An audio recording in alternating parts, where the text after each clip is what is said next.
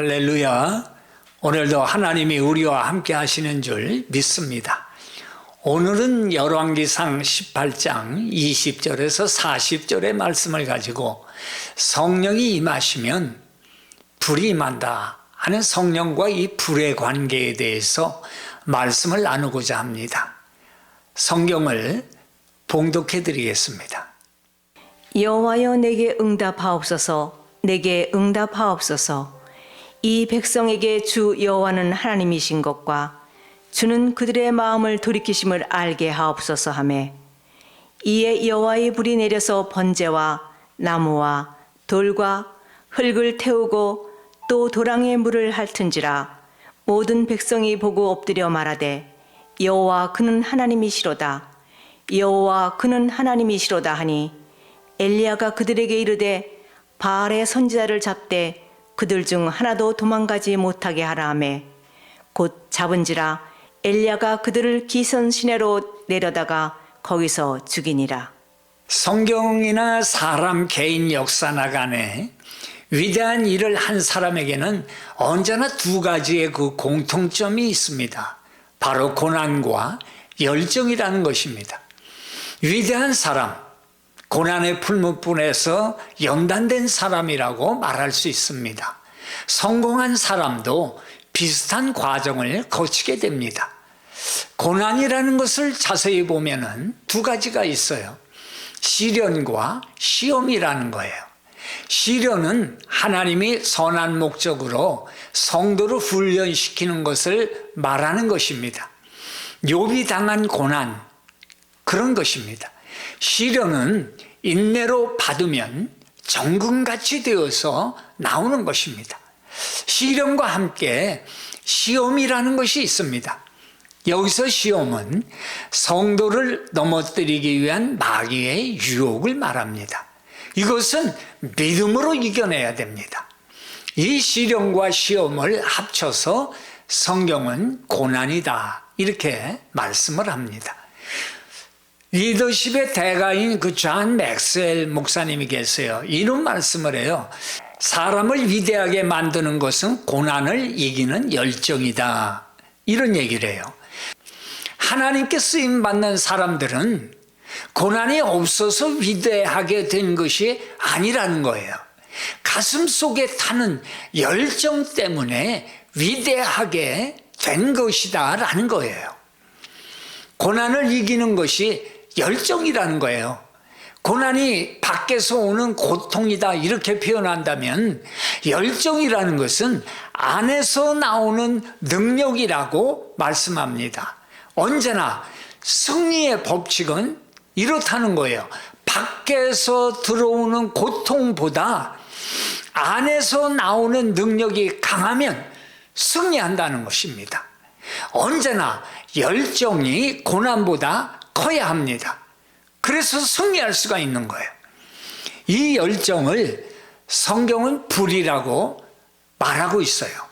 아브라함은 창세기 15장에서 타는 불 사이로 하나님이 지나가시는 것을 봤습니다.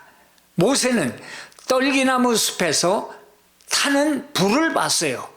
타도 꺼지지 않는 그 불을 본 것입니다.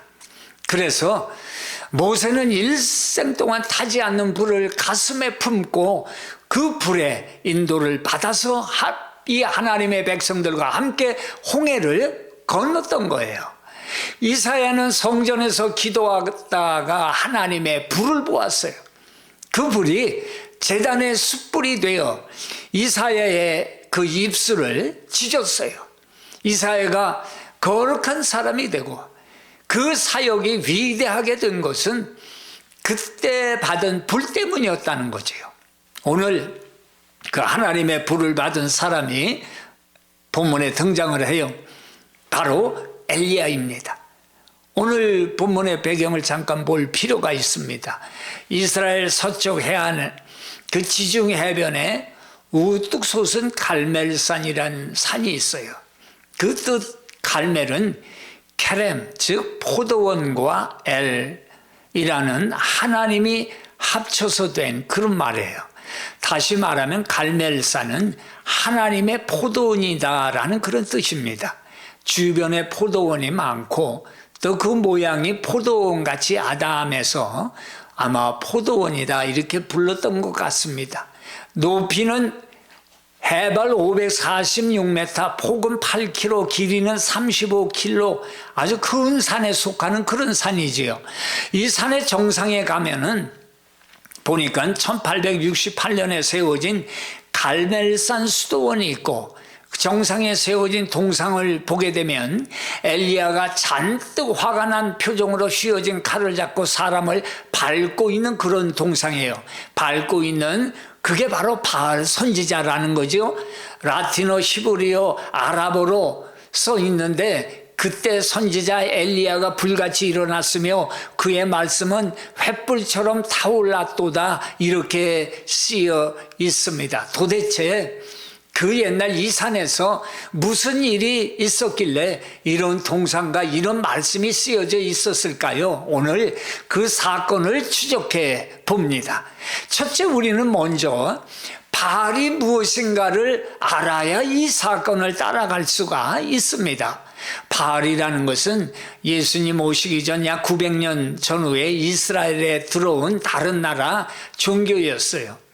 엘리야 시대에 아합 왕의 아버지 오므리는 이스라엘 왕 중에서도 아주 능력 있는 왕 중에 하나였어요. 그가 왕이 되자마자 두 가지를 시행을 했습니다. 하나는 수도를 사마리아로 옮긴 것이고 다른 하나는 외국과 국제 무역을 시작한 거예요. 그 무역 대상국 중 하나가 지금의 레바논에 있는 두로인데 두로는 백향목의 원산지였고 이미 솔로몬 시대에 두로의 백향목을 수입해서 성전을 지은 그런 경험이 있었다는 거지요. 이스라엘은 오므리 왕, 두로는 바알 왕이 있었어요. 오므리에게는 아들이 있었는데 그 이름이 유명한 아합이었어요. 두로 왕에게는 딸이 있었어요. 이름이 그 유명한 이세벨이었어요. 두 왕이 친해지자 그들은 그 자녀들을 결혼시키기로 하고서는 성대한 결혼식을 거행했어요. 그런데 이들 종교가 달랐어요. 아합은 여호와 하나님을 믿었고 이세벨은 바알을 믿었어요. 아합은 아브라함 때부터 믿어온 여호와를 포기할 수가 없었지요. 이세벨은 자기 고향에서 시작된 바알이라는 우상숭배 종교를 또한 포기할 수가 없었다는 거예요. 문제가 생긴 거예요. 이 드라마보다 더 드라마 같은 그런 얘기예요. 문제는 바알이 무엇을 믿느냐 하는 것이었는데 바알이라는 그 뜻은 주인이다 하는 뜻을 가졌어요. 그러니까 농사의 신을 주인으로 섬겼다는 거예요. 그래서 바알은 열심히 일하는 소를 그들 종교의 상징으로 삼은 거예요. 그 어디 가보면 막 소 동상 있고 그러죠. 아마 다 이런 데서 유래된 거예요. 소는 농사 짓는데 절대 필요한 존재일 뿐만 아니라 쉼과 다산, 중요의 아주 상징이었다는 거예요. 그리고 농사가 잘 되려면 비가 많이 와야 하는데 바알 종교를 믿는 사람들은 소를 섬기면서 자나깨나 비가 오기를 빌었습니다. 그러니까 바알 종교라는 것을 보면은 결국은 사람의 성공과 행복을 위한 종교라는 거예요. 이 세상에 사는 내가 잘 되기만 하면 무슨 일이든지 할 수 있다라는 그런 종교라는 거예요. 하늘에서 비만 많이 오면 그들이 성전에서 심지어 끔찍하게도 성관계도 서슴지 않겠다는 그게 바로 이 종교라는 거예요. 신이 목적이 아니라 인간의 번영이 그들 숭배의 목적이었다는 거예요. 깊이 생각해 보면 사람이 자기의 성공만을 위한다는 것이 얼마나 위험하고 무서운 것이라는 것을 보여주는 그런 내용이죠. 그것이 바로 엘리야가 바알과 왜 싸워야 했는지를 보여주는 그런 내용이에요. 하나님의 손길을 정면으로 거절하고 세상을 온통 인간적인 성공과 축복의 장으로 만들어가는 세상적 가치관과 싸우고 있다는 것입니다. 그것이 구체적으로 오늘날에 무엇을 말씀해 주고 있습니까? 이 알파치노라는 미국의 신학자는 현대판 바알의 세 가지 우상을 말해요. 첫째는 그 돈이라는 거예요. 물질주의. 둘째는 성, 쾌락주의예요. 셋째는 힘, 권력주의를 말하고 있어요. 즉 현대인을 달콤하게 유혹하여 결국 망하게 하는 세 가지 바알주의가 있는데, 그것은 물질주의, 쾌락주의, 권력주의 이렇게 말씀하는 거지요.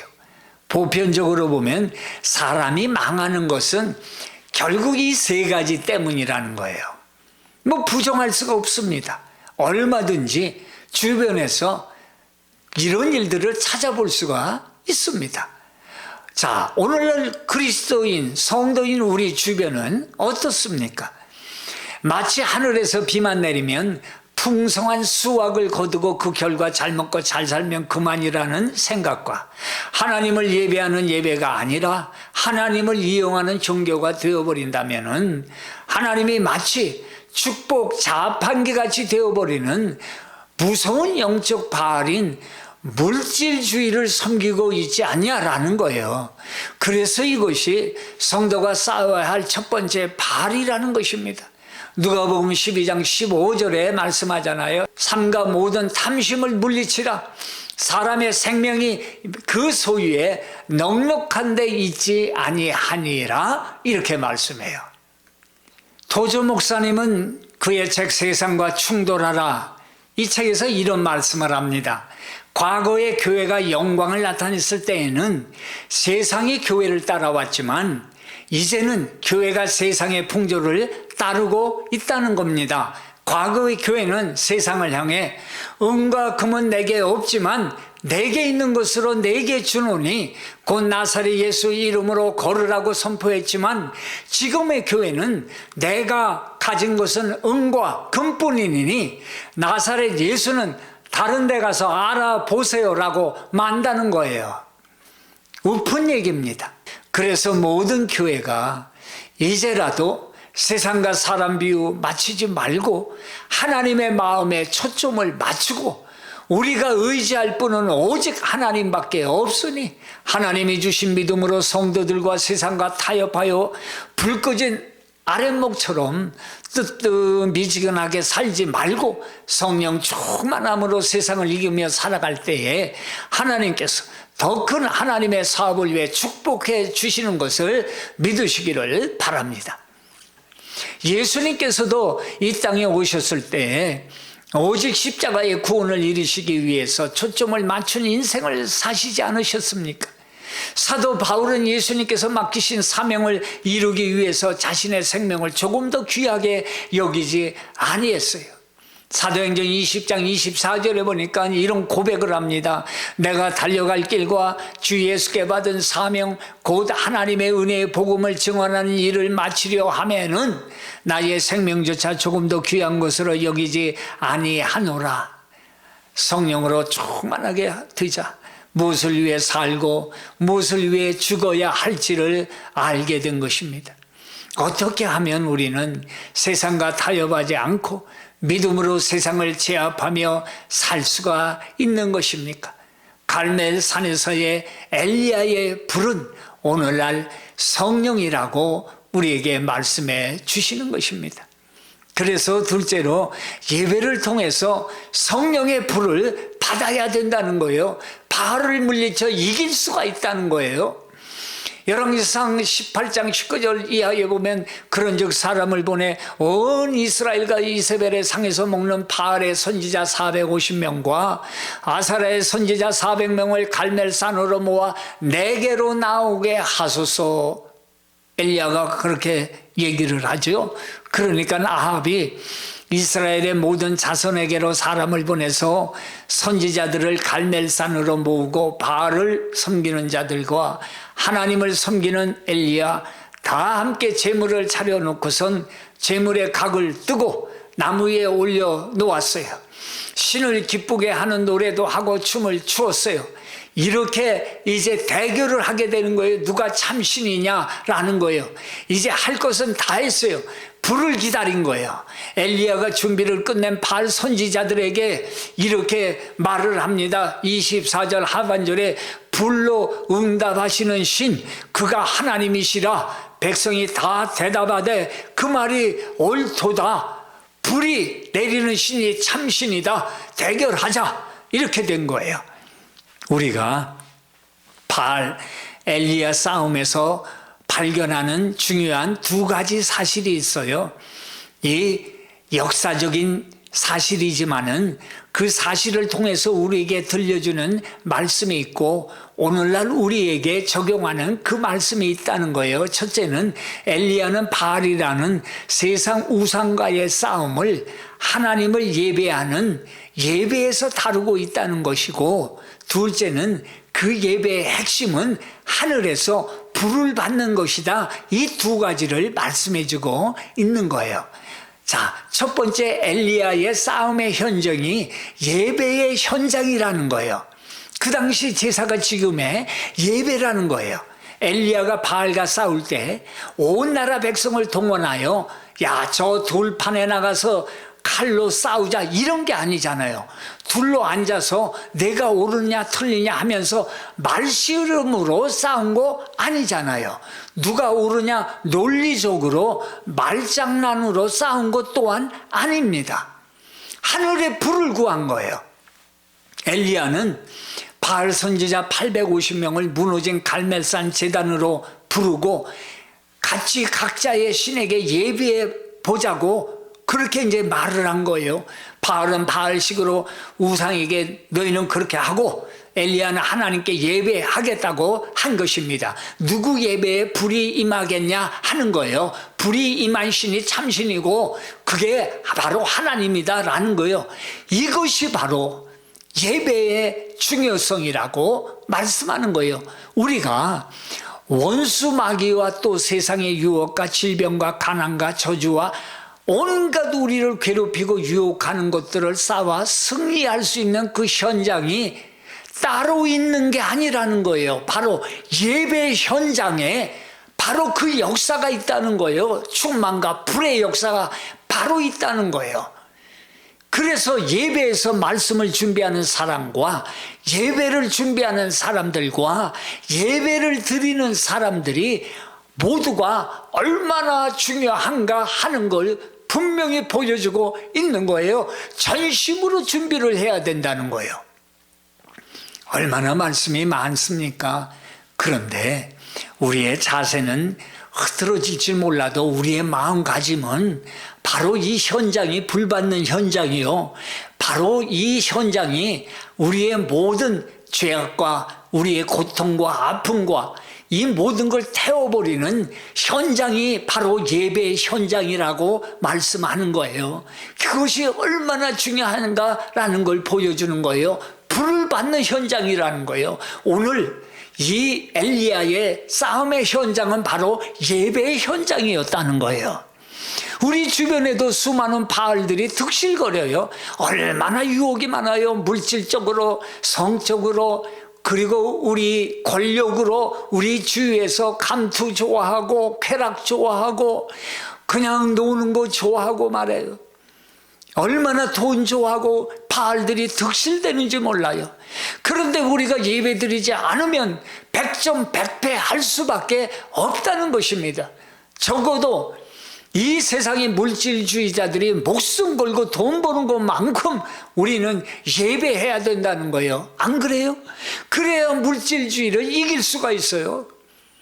지금도 들으면서 앉아서 돈 계산하고 계시면 그 멈춰야 돼요. 그걸 이길 수 있는 것은 하나님 앞에 바르게 예배드리고 불을 받아야 바로 그 물질을 극복하고 지배할 수가 있다는 것을 믿으시기 바랍니다. 적어도 쾌락을 좋아하는 사람들이 날마다 오늘은 어디 가서 놀아야 할까 궁리하는 그 이상으로 우리는 예배에 충만해야 된다는 거예요. 그래야 물질 만능의 유혹을 이길 수가 있다는 것입니다. 그럼 예배의 뜻을 잠깐 살펴보겠어요. 첫째, 예배는 샤하라는 말이 있어요.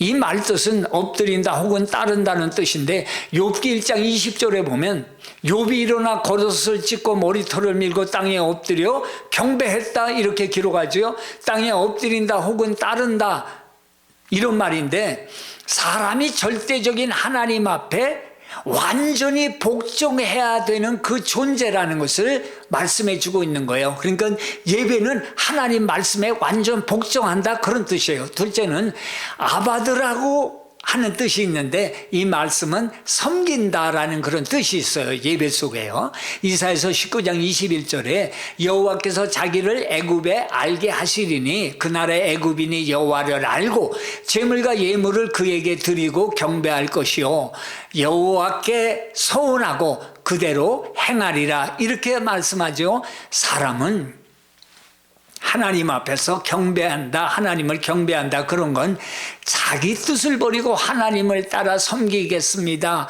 라는 그런 고백이 예배라는 뜻에 있다는 거예요. 셋째는 프로스크네오라는 말이 있어요. 무릎을 꿇고 엎드린다, 손에 입을 맞춘다 이런 뜻으로서 윗 어른에 대한 예의와 존경과 복종의 의미를 가지고 있어요. 어디에? 예배의 그 뜻 안에 말해요. 마태복음 2장 2절과 11절에 우리가 동방에서 그의 별을 보고 경배하러 왔다. 동방 박사들이 예수님 탄생할 때 온 거죠. 그러니까 예배라는 건 하나님 앞에 복종하는 행위입니다. 섬김의 행위입니다. 존경의 행위라는 거예요. 하나님은 참으로 예배하는 자들을 찾고 계세요. 신령과 진정으로 예배 드리기를 원하시는 거예요. 그런 예배자를 하나님이 찾으시는 거예요. 같은 장소에서 예배를 드려도요, 하나님을 만나서 불받는 사람이 있고 그냥 머릿속에서 계산만 하다 가신 분이 있고 그냥 뜨뜻미지근하게 앉아 계시다가 웜시 자리만 뜨뜻하게 대표놓고 가신 분이 있다는 거예요.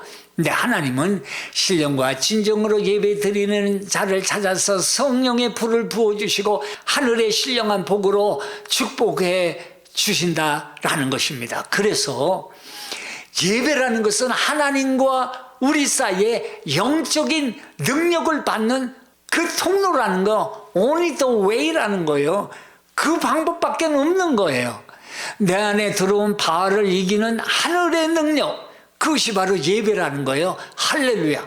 그래 여러분, 오늘도 예배 드리시는 여러분은 축복받으신 여러분이신 줄 믿습니다. 예배를 통해 내가 받는 것은 성령을 받는 거예요. 성령의 불을 받아야 내 안에 남아있는 죄를 이기고 내 밖에서 공격해 들어오는 바알을 이길 수가 있고 내 안에 열정이 솟아나게 되는 거예요. 그냥 바람 부는 대로 물결 치는 대로 오늘도 그날이고 어제가 그날이고 오늘 그날 내일도 그날이다. 그저 그렇게 살아가면 그저 그렇게 살다 그저 그렇게 죽을 수밖에 없는 인생이에요. 우리 속에 이 성령이 충만하고 예배를 통해 불을 받으면 꺼지지 않는 열정이 밖에서 들어오는 모든 고난과 고통을 이길 수 있는 그 힘이 오직 예배를 통해서 하나님의 그 능력을 받음으로 이기며 승리하며 주의 나라의 큰 일을 이룰 수가 있는 것을 말씀해 주는 거예요. 아프리카에 가면은 케냐에 마사이 마라라고 하는 유명한 공원이 있대요. 이 공원이 얼마나 큰지 자기 나라에만 있는 것이 아니라 옆에 탄자니아까지 연결이 되어 있는데 같은 공원인데도 케냐에 있는 것은 마사이 마라라고 하고 국경만 넘어서면 세렝게티라고 그렇게 부른대요. 뭐 대한민국보다도 몇 배가 크고 서로 연결이 되어 있는 거니 얼마나 커요. 몇백만 마리의 짐승들이 이곳에 살고 있고 워낙 크니까 비가 오는 계절도 틀리고 공원 하나에 여기가 여름이면 저기는 추운 날씨가 계속되는, 그렇게 다르다는 거예요. 아마 다큐멘터리에서 이 세렝게티 이것을 많이 보여준 걸로 알고 있어요. 그래서 짐승들이 계절과 우기를 따라서 이쪽 마사이 마라에 있다가 세렝게티로 가고, 그쪽에 6개월 있다가 또 세렝게티에서 마사이 마라로 또 옮겨온다는 거예요. 뭐 얼룩말, 소, 사슴, 특별히 누떼들이 10km 넘게 길게 이어져서 오가고 있는데, 마사이 마라에서 세렝게티로 가려면 마라라고 하는 그 강이 떡 버티고 있대요.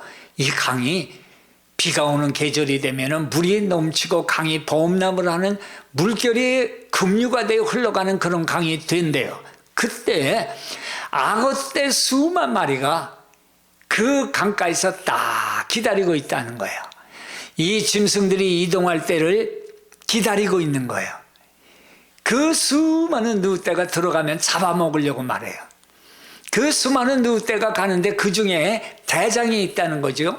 강가에 와서 악어떼가 이글거리는 그것을 보면서 강가에 딱 서 있다는 거예요. 그 뒤로 수많은 누떼들이 지금 대장이 결단하는 걸 보고서 숨을 죽이고 기다리고 있는 거예요. 수만 마리가 옆에 서 있을 때 드디어 대장되는 누가, 그 리더가 결단을 하고 물로 막 뛰어들면은 그 뒤를 따라서 수십만 마리가 범람하는 급류의 강을 건너는 거예요. 그 결단으로 반드시 건너가야만 살 수가 있기 때문이라는 거예요.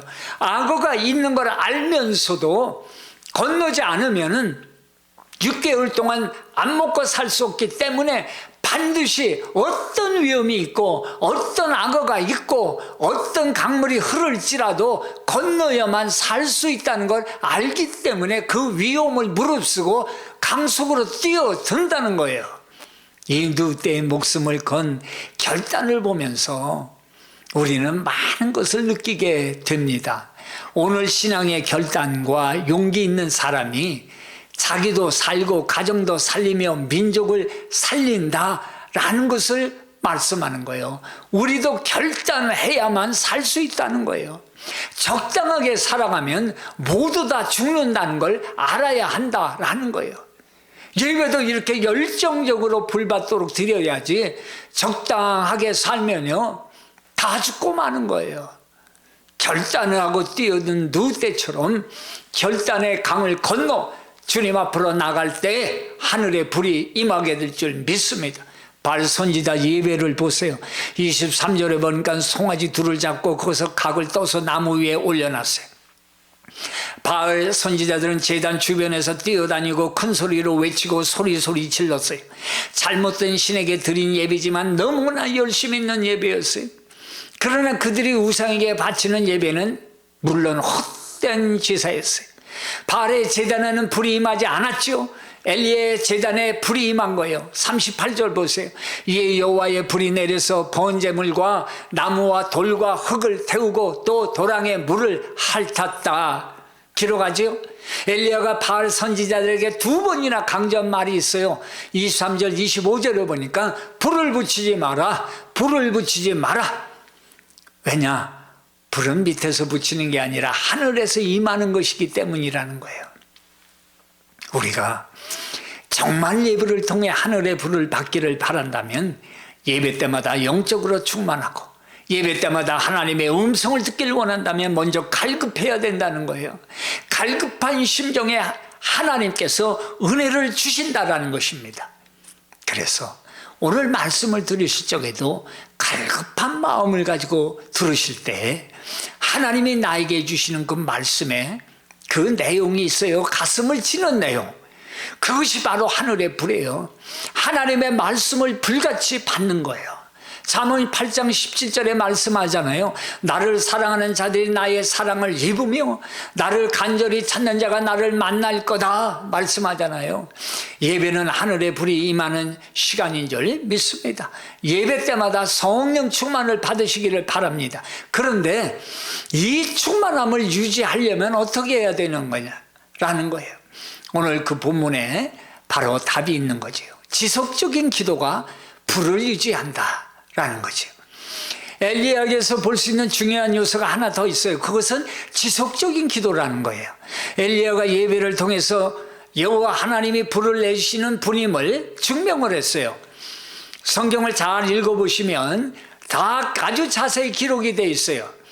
지금 엘리야와 바알의 대결은 가뭄에 누가 비를 내리는 신이냐 하는 그런 대결이었죠. 가뭄이 이 3년 이상 지속이 됐으니까 말이에요. 그렇다고 이렇게 뭐 같이 제사 지내고 대결했다고 해서 하나님하고 바알하고 동등하게 생각하면 절대 안 됩니다. 바알은 사람이 만들어 섬기는 우상일 뿐이에요. 그렇게 기록하고 대결하고 있는 장면이라는 거지요. 하나님은 유일신 하나님, 오직 세상에 한 분밖에 안 계시는 전능하신 하나님이라는 말씀해 주는 거예요. 그걸 바알과 비교했다고 서로 비등한 게 절대 아니라는 거예요. 엘리야 보세요. 41절에 계속 기도하죠. 42절 중간에 보니까 엘리야가 갈멜산 꼭대기로 올라가서 땅에 꿇어 엎드려 그의 얼굴을 어디에 무릎 사이에 놓고 얼마 동안이나 비가 올 때까지 그렇게 한 거예요. 사환을 시켜서 7번까지 바다를 바라보고 지중해에서 장대비 같은 소나기가 쏟아질 때까지 그렇게 한 거예요. 뭘 말해줘요? 우리가 예배로 은혜 받을 수 있는데 더 중요한 것은 그 은혜를 지속하는 것이 더 중요하다는 것입니다. 어떻게 해야 합니까? 그것은 지속적인 기도가 필요하다는 거예요. 쉬지 말고 끊임없이 기도해야 된다는 거예요. 근데 그게 얼마나 어려워요. 저는 17세기 영국의 유명한 의사 브라운이라는 분의 간증을 읽으면서 이 끊임없이 기도해야 된다는 것에 얼마나 은혜가 되는지 몰라요. 이분이 항상 기도에 힘쓰기로 마음을 먹었대요. 장소가 어디라도 시끌벅적한 곳만 아니라면 집이든 고속도로든 차를 타든 거리에서든 늘 기도하는 자세를 잃지 않으려고 애를 썼다는 거예요.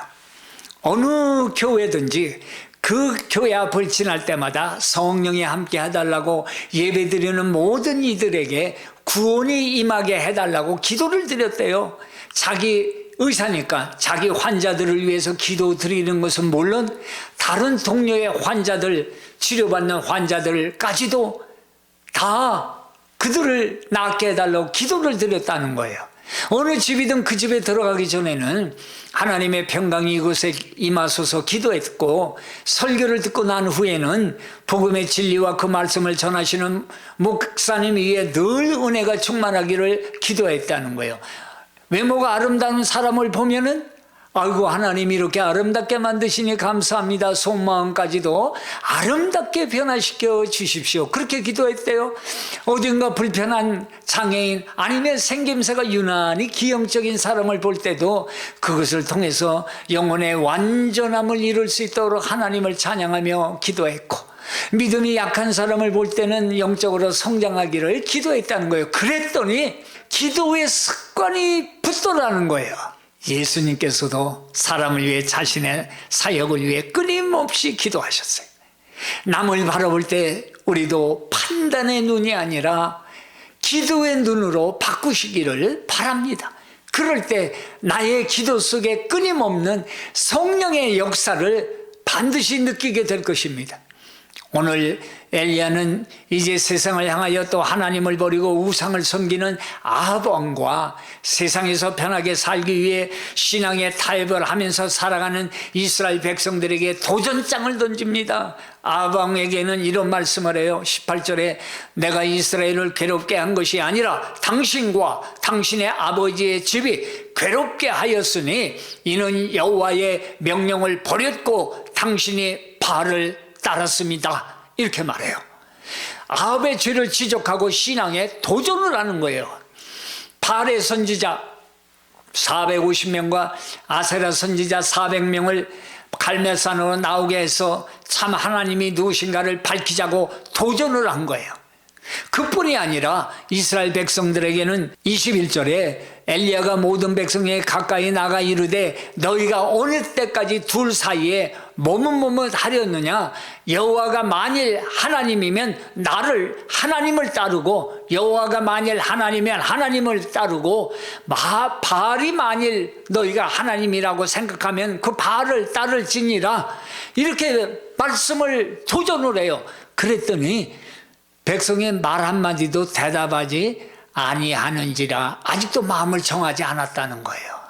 신앙의 분명한 태도를 가지라고 도전을 하고 있는 거예요. 이 말씀은 오늘날을 살아가는 우리에게도 해당이 되는 거예요. 우리에게 도전을 주시는 말씀이에요. 누구를 따를 것인가? 라는 거예요. 저와 여러분은 누구를 따르겠어요? 저는 하나님이에요. 여러분은 누구를 따르시겠어요? 하나님을 선택하는 지속적인 능력은 성령의 충만함을 받지 않으면 말씀대로 살아갈 능력이 없습니다. 그 성령의 충만은 바로 예배 속에서 불을 내리듯 예배 속에서 충만을 경험해야 합니다. 그러므로 말씀을 전하는 자나 예배를 준비하는 자나 듣는 자 모두는 하늘의 불을 받도록 기도하며 준비해야 하는 것입니다. 예배가 성령으로 충만하지 않으면 영적으로 무기력하게 되기 때문이라는 거예요. 성령을 사모하십시오. 날마다 삶의 성령을 의지하시기 바랍니다. 성령을 마음에 항상 의식하며 모시며 부르시길 바랍니다. 성령님. 그리고 지속적으로 기도하세요. 주의를 보면서 기도하세요. 여러분의 삶에 열정이 생겨날 것입니다. 그 열정은 밖에서 오는 문제를 이기며 우리를 승리의 길로 인도하실 것입니다. 예배 때마다 신령과 진정으로 하나님께 드려 성령의 충만함이 임하시기를 축원합니다.